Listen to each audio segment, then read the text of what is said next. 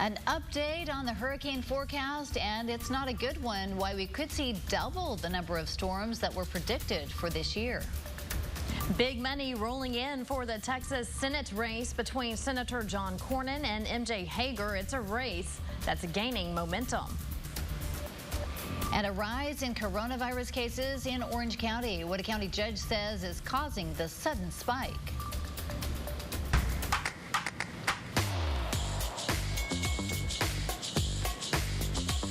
You're watching Daybreak on 12 News. Hi, good Thursday morning, Southeast Texas. We are one day away from the weekend, so close. Good to see you. I'm Vanessa Broussard. And I'm Tracy Kennick. Glad to have you along with us. Jeff Gerber working from home this morning and ready for that forecast for this morning, Jeff. Couple of showers out there this morning. They've been tracking through, say, western sections of Hardin County, western sections of Jefferson County, and now just a couple of showers here and there. You can see a couple isolated showers on southwestern corner of Tyler County. But the main thing on radar has been this cluster of rain that has been working its way slowly southward right now, working into the Winnie area. You can see some heavy rain there right along I-10, and then there's another batch of some heavy rain just off towards the east of Anahuac. So northern parts, you can say northeastern corner of Chambers County getting some heavy rain right now. And there's a few showers back into Jefferson County here. We'll keep rain coverages pretty low through the morning, around 20% or so, and then they ramp up to about 40% as we head towards this evening. Expecting to see another round of maybe some showers and thunderstorms. Don't think we're going to see a repeat of what we saw last evening, but we will definitely see some heavy downpours, some lightning here and there, so watching for that. Good news is after today, rain chances start to drop off on Friday and through the weekend. We'll be looking at those numbers a little bit later on. 2 hurricane seasons in 1 year. That's what a top hurricane forecaster is calling for as he updates the hurricane forecast. As we enter the peak of hurricane season, Colorado State University is tweaking its forecast, calling for 24 named storms. That's nearly double the average. And of those storms, they're expecting 12 hurricanes. We've already had 11 storms with 2 hurricanes. So what's making this season more active than normal? All new this morning, our Lauren Hensley is connecting the dots. CSU's original seasonal forecast in April called for 16 tropical storms and 8 hurricanes. So why are they upping the numbers? Let's connect the dots. Dr. Philip Klotzbach with Colorado State University says sea surface temperatures are currently the 4th warmest on record. Not only do warmer waters add fuel to these tropical cyclones, they keep the atmosphere less stable. There are other factors, things like an active West African monsoon that pushes out more tropical waves. Weak vertical shear allows storms to develop and intensify faster.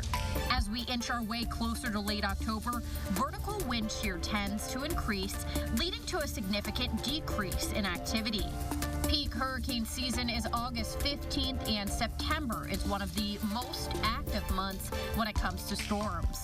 NOAA will issue their updated 2020 hurricane season forecast Thursday morning. Connecting the dots, I'm Lauren Hensley. And Jeff, what can you tell us about these new predictions?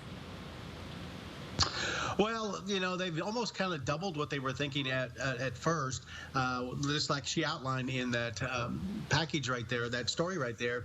Things are conducive for see a lot of development as we head into the peak of hurricane season, which is late August and early September. These are the latest numbers. So far, we've had 9 named storms. They're expecting, you know, another 6 to go, or another 15 to go, up to 24.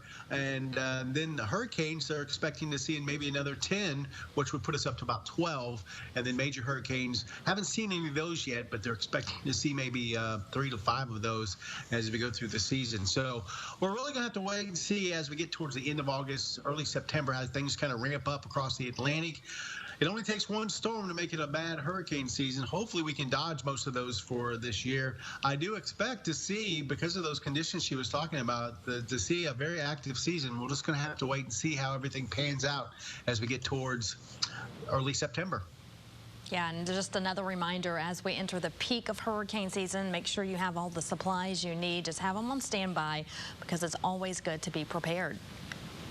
That's for sure. Now to our coronavirus coverage. As numbers were down across the board in Texas on Wednesday, 12 News anchor Jordan Williams takes a closer look at the data. By the numbers, 235 more Texans have lost their lives to this horrible virus. The state also reported roughly 8,700 new cases Wednesday, and that is above our 7-day weekly average. As you can see here on the big board, both of those numbers are an improvement from Tuesday. And locally, things look just a bit better as well. 235 new cases, that's roughly half what we saw the day before. 2 new deaths reported Wednesday. And of these new cases, only 49 of them were in Jefferson County. A whopping 119 came out of Orange County. So let's look at the trends on the big graph. Again, Tuesday, it was just a terrible day with more than 400 new cases, the second worst on record for our region. Wednesday, down just a bit, but as you see, the curve is starting to creep back up. Now, we saw hospitalizations rise Wednesday as well. We added 10 patients to general rooms, and our ICU beds increased by 2, up to 42. Finally, I double-checked this for you. Our ICUs are almost full, 83 of the 86 beds occupied, so we don't have a lot of room if things get worse. So why the sudden spike in cases over the last 2 days in Orange County? Judge John Gauthier says those numbers reflect positive cases over the last several days. He says the health department does not work on weekends, so there's a delay when numbers are reported to the state. Judge Gauthier also saying Orange County has averaged about 80 to 100 new cases a day. We asked him where the bulk of those cases are located. Down is because they all work the same activity, the same church.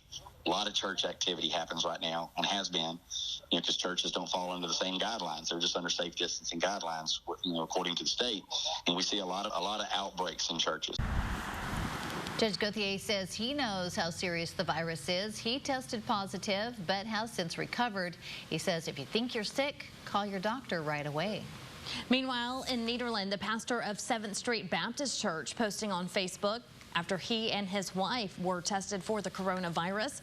Pastor Kevin "Kicker" McWilliams says he's feeling fine, but his wife is ill and her doctor has placed her on medication. The couple is still waiting for their test results.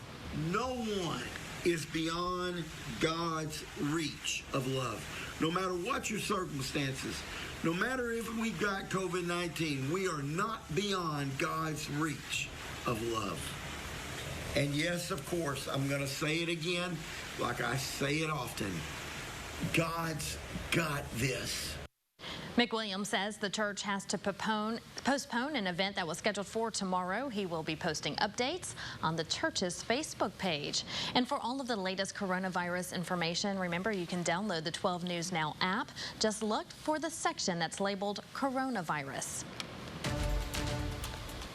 The Texas Senate race getting some national attention, and it could turn out to be one of the most expensive ever. The Democratic Senatorial Campaign Committee announced it's investing $1 million in MJ Hager's campaign against incumbent Republican Senator John Cornyn.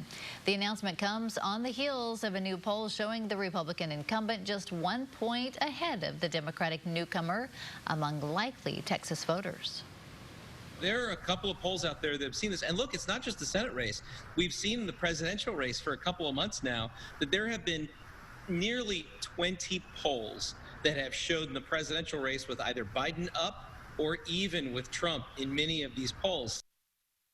Still, Senator Cornyn has a significantly larger war chest, a reported $14.5 million. He responded to the Democratic donation on Twitter, writing in part, "This is a swamp-driven effort to make Texas kowtow to radical D.C. policies that are bad for our state and hardworking Texas families." Running out of soda? We're going to explain why everyone's favorite soft drinks are in short supply amid the pandemic when we come right back.